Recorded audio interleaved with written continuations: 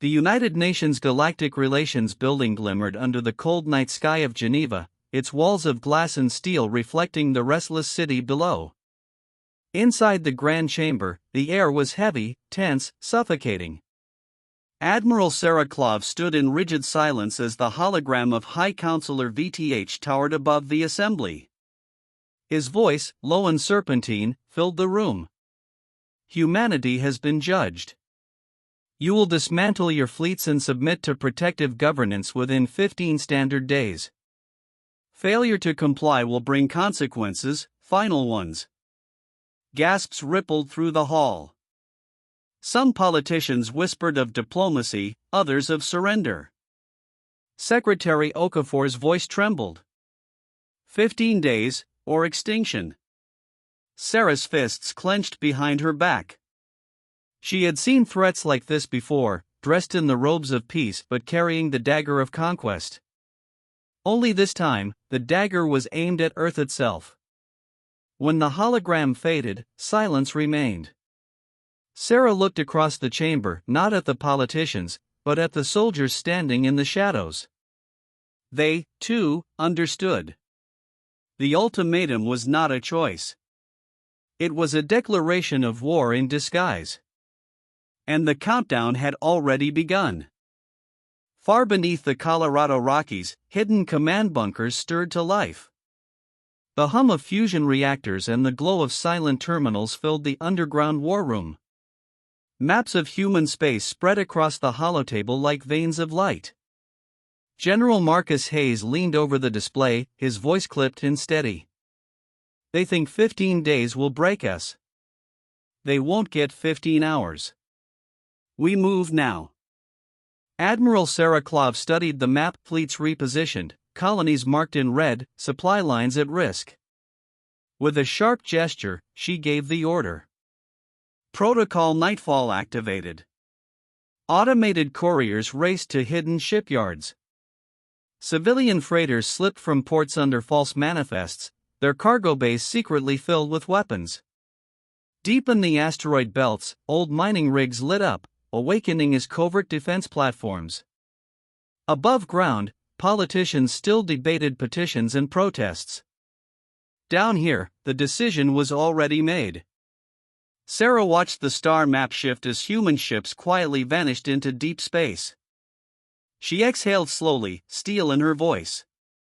If they want submission, they'll find silence.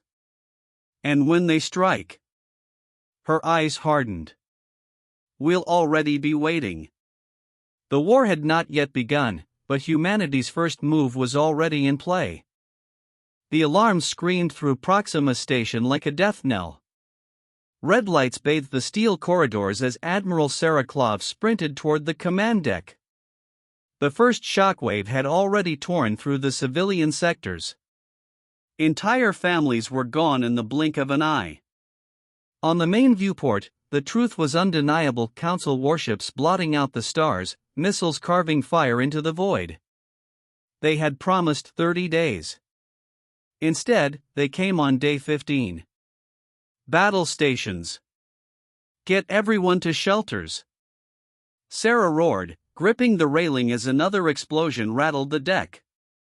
Fragments of half-built ships tumbled past the viewport, colliding into each other like toys. Rescue teams dragged engineers and children through collapsing bulkheads, their screams carried by failing comms. But beneath the chaos, a hidden pattern emerged.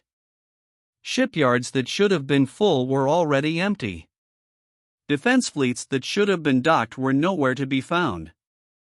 Protocol Nightfall had worked. Even as Proxima burned, Sarah felt grim resolve harden within her chest. They think they've broken us. They've only awakened us. The Council hadn't delivered a warning strike. They had lit the first true fire of war. The wreckage of Proxima still burned when the Outer Rim fleet gathered in silence.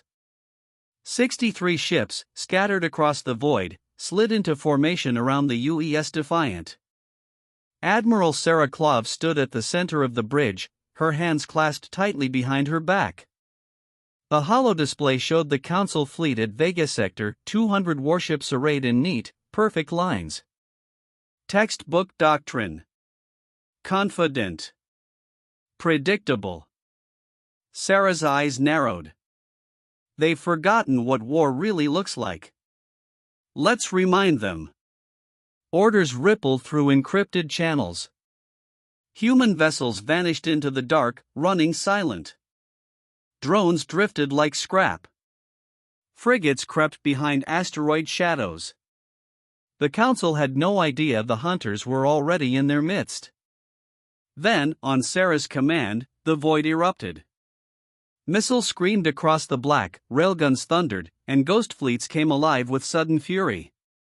Council ships flared under the assault, engines crippled, comms silenced before orders could spread. For 47 minutes, chaos reigned.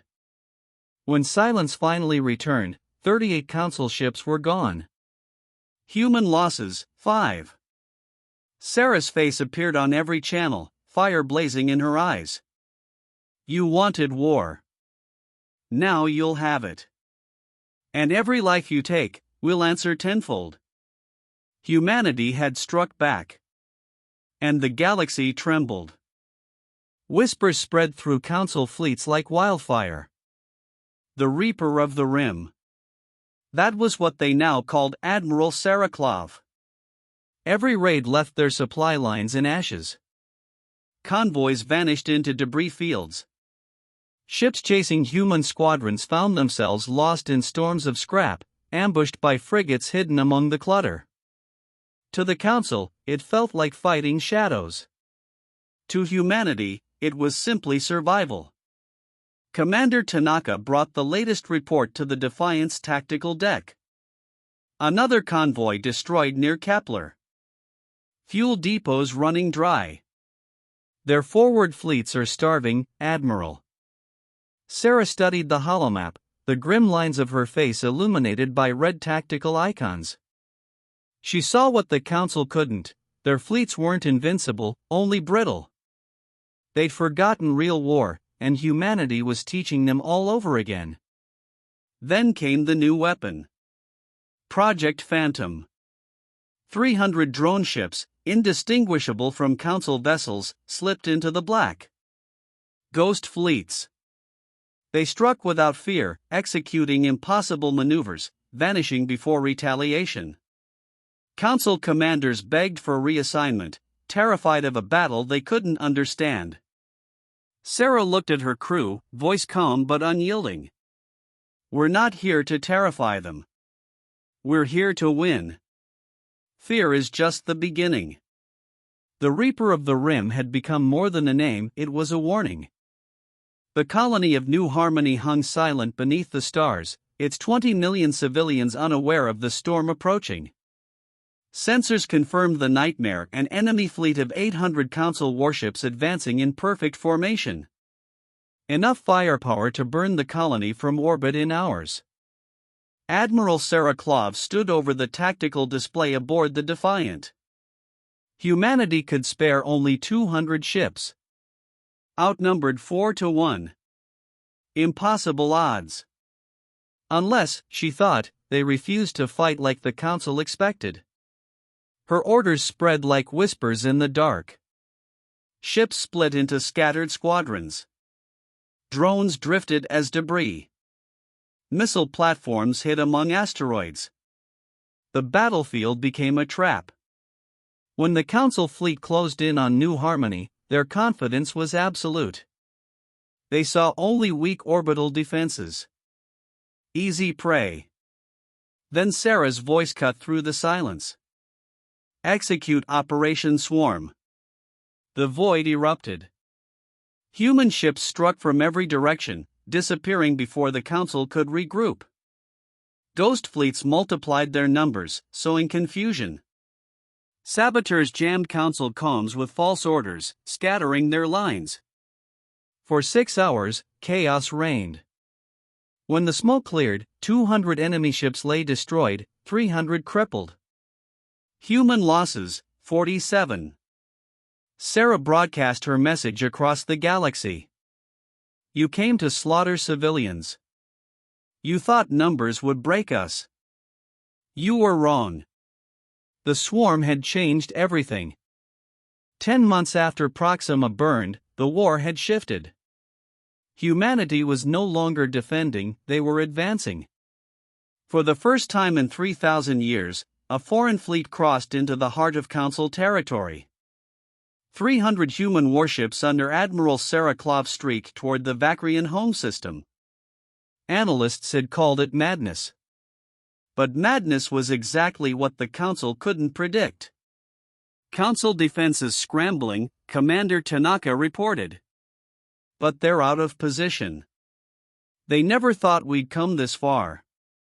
Sarah's gaze was fixed on the glowing planet ahead. The Vakrian's jewel world. Instead of ordering an attack, she activated the Defiance comms array. Every channel, every civilian frequency in system lit up with her face and her words. People of the Vacrian Protectorate. 10 months ago, your leaders murdered thousands of our civilians. They told you it was necessary. They lied. Look at us now, we could strike your world. But we will not. We fight your fleets, not your families. Unlike your leaders, we do not wage war on innocents. Footage of Proxima's ruins, of dead children and shattered habitats, played across alien skies. Then, images of humanity sparing civilian zones, striking only military assets. By the day's end, protests erupted on Vacrian cities. Council fleets hesitated. For the first time, cracks opened not just in their armies, but in their people's faith. The Council chamber, once a cathedral of authority, now echoed with fury. High Councilor VTH slammed his clawed hand against the marble dais, his voice reverberating across the chamber.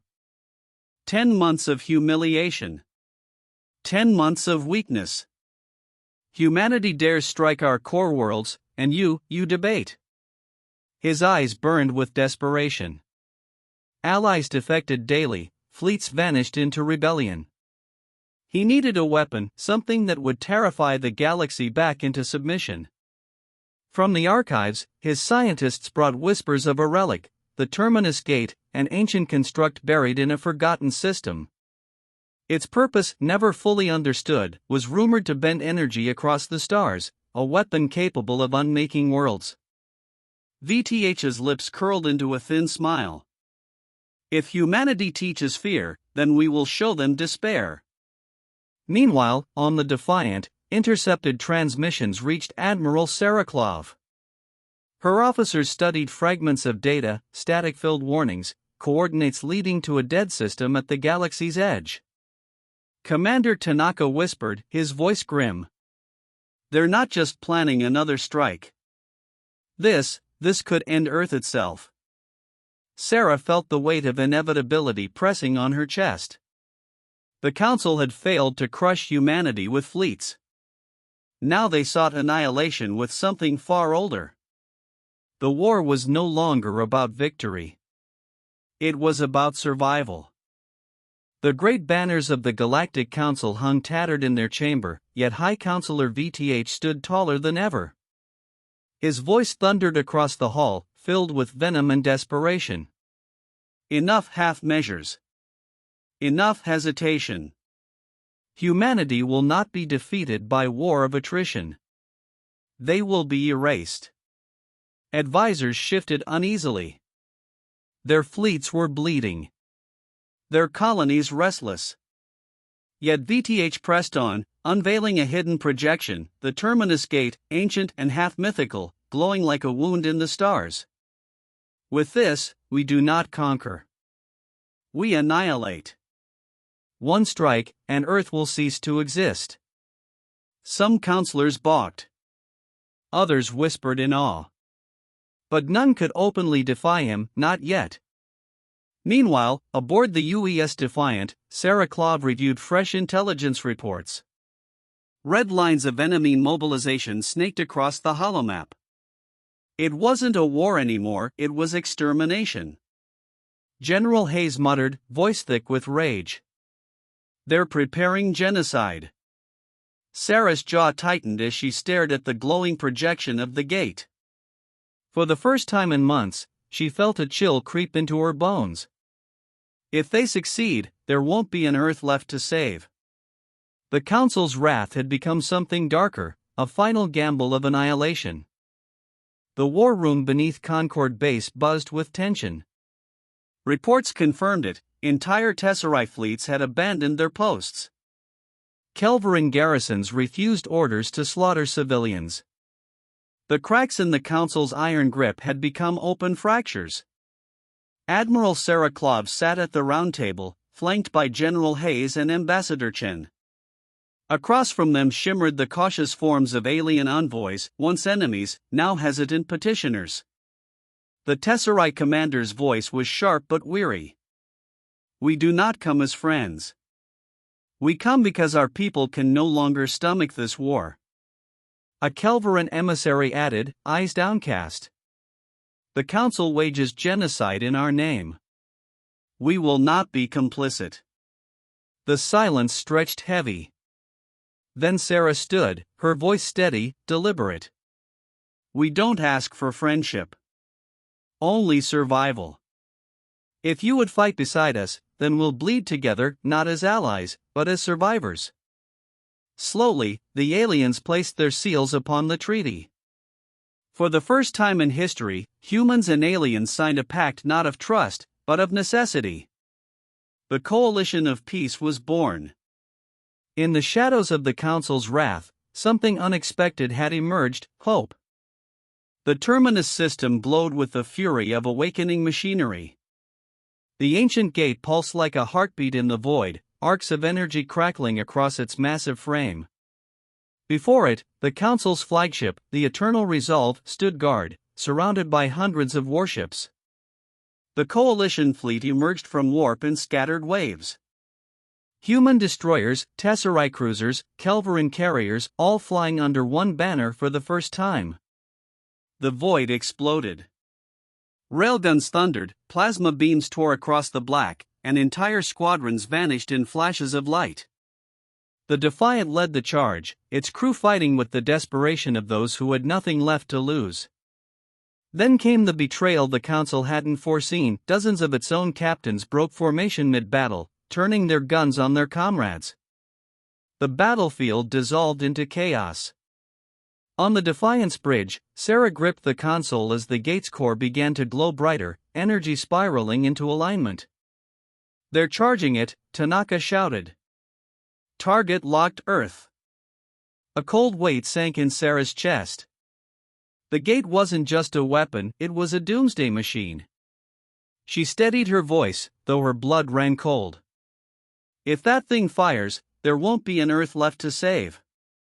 The battle for humanity's future had begun. The battlefield was a graveyard of fire.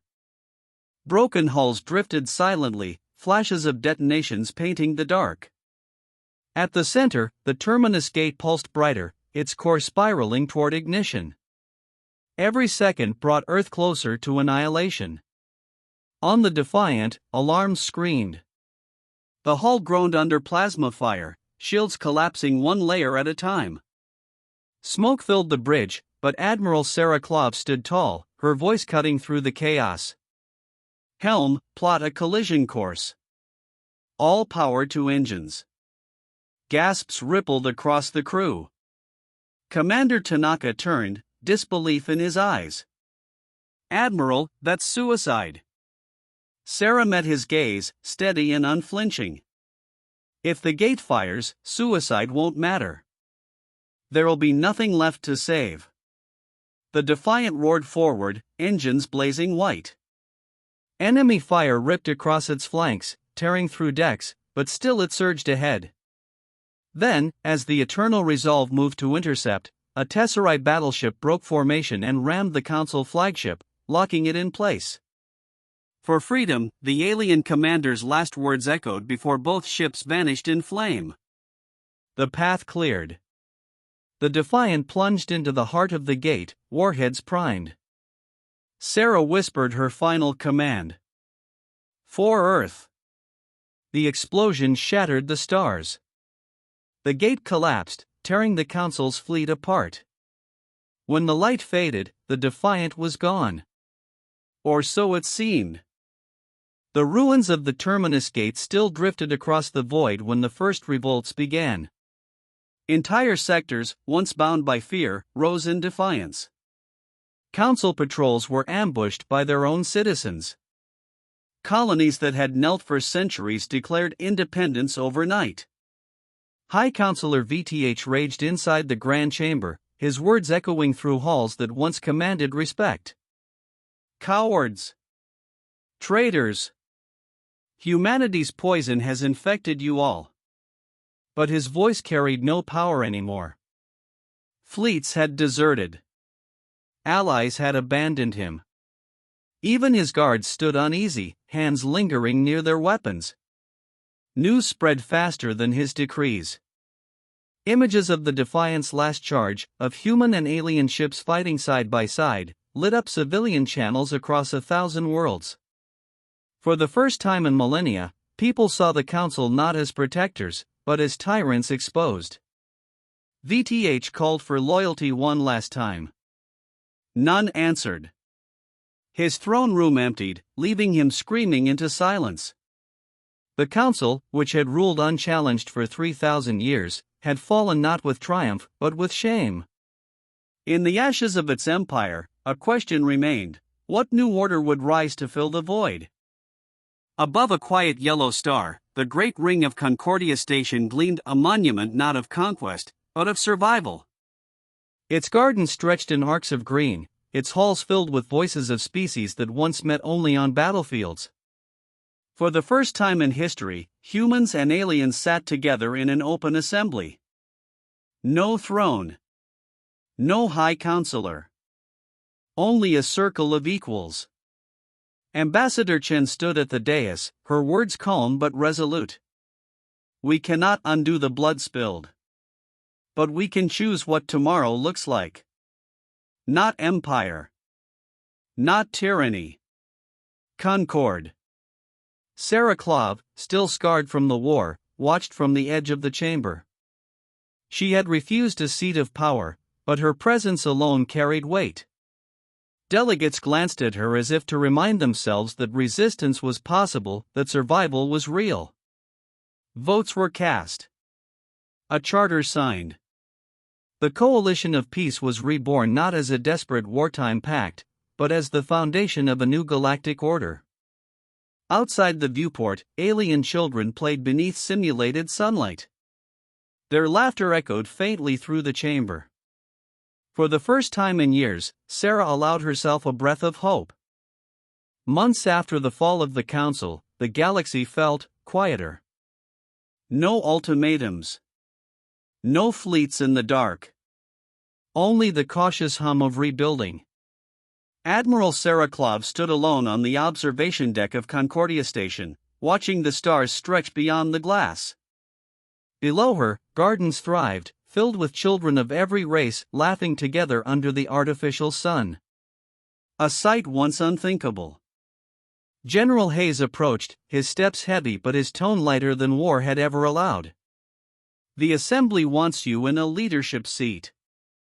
You've earned it. Sarah shook her head softly. I've had enough of thrones and chambers. Let others lead. My war is done.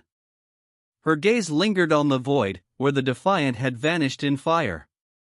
She thought of her crew, of allies who had given everything, of the silence after the last battle. They called us wrathful, she murmured. A danger to the galaxy. But wrath was never what we wanted. Only to be heard. Only to survive. Hayes gave a quiet nod. Beyond them, the station's beacon pulsed a new symbol, not of fear, but of resolve. Humanity had entered the stars not as conquerors, but as equals. And for the first time, the galaxy whispered their name with respect.